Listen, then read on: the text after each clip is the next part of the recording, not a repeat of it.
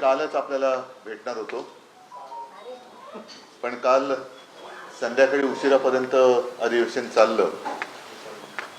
हे अधिवेशन हे अर्थसंकल्पीय अधिवेशन होतं.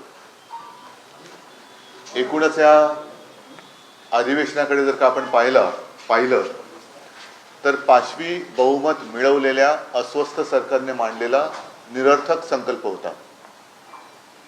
हताश आणि निराशावादी असा अर्थसंकल्प. ज्या ज्या गोष्टी यांनी निवडणूक जिंकण्यासाठी थापारूपाने मारलेल्या होत्या त्याच्याबद्दल कुठेही काही वाच्यता झालेली नाही. आणि तसं पाहिलं तर ही अस्वस्थता लपवणारं हे अधिवेशन होतं, अपयश लपवणारं हे अधिवेशन होतं. या अधिवेशनामध्ये त्यांनी ज्या काही गोष्टी सांगितल्या होत्या, विशेषतः जेव्हा हे सरकार स्थापन झालं तेव्हा 100 दिवसात आम्ही काय करणार हा एक त्यांनी संकल्प केला होता. मला वाटतं तो संकल्प आपल्याकडे असेल, कारण आपल्याच माध्यमातून तो आम्हाला कळला होता. आता त्यांनी जे म्हटलं होतं की प्रत्येक आराखड्याला 100 दिवसाचे ठोस नियोजन करण्याच्या फडणवीस यांच्या सूचना. किती सूचना कोणत्या आराखड्याला दिली कल्पना नाही. कृषी विभागाने आपल्या आराखड्यातून शेतकरी केंद्रबिंदू ठेवून योजनांची अंमलबजावणी करावी. शेतकऱ्यांच्या आत्महत्या तशाच सुरू आहेत.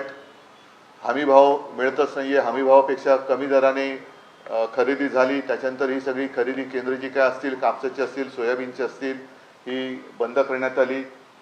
वन विभाग आहे, परदेशी विद्यापीठांना महाराष्ट्रात आकर्षित करण्याचं काय काय होतं. ह्या सगळ्या 100 दिवसातल्या आराखड्यापैकी एकही गोष्ट मला नाही वाटत या अर्थसंकल्पामध्ये त्यांच्या कॉमस्कोर नुसार आता isakal.com आहे देशातील नंबर 1 ची मराठी न्यूज वेबसाईट.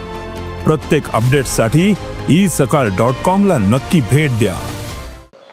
योजना काय नेमक्या आहेत याच्याबद्दल बोलण्यात आलं किंवा ठोस काही उपाययोजना करण्यात आली. त्याच्या पलीकडे म्हणजे ही त्यांचा संकल्प जो काही होता करणार तो तर कुठे दिसलेलाच नाहीये. पण 100 दिवसामध्ये काय काय घडलं काल हर्षल यांनी छान लेख लिहिलेलाच आहे. पण एकूण महायुतीचं सरकार सत्तेत आल्यानंतर एक बीडच्या सरपंचांची हत्या झाली. त्याच्यानंतर सोमनाथ सूर्यवंशी यांची हत्या झाली. स्वारगेट बलात्कार प्रकरण गाजलं. रोज भ्रष्टाचाराची प्रकरणं बाहेर येतात.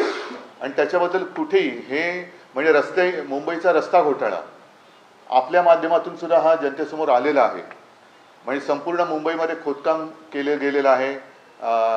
मोबिलिटी ॲडव्हान्स तो काय आहे, तो दिला गेला आहे, कोणाला दिला आहे, किती दिला आहे, त्याचं पुढे काय झालं याच्याबद्दल बैठक जरूर झाली अध्यक्षांच्या दालनामध्ये.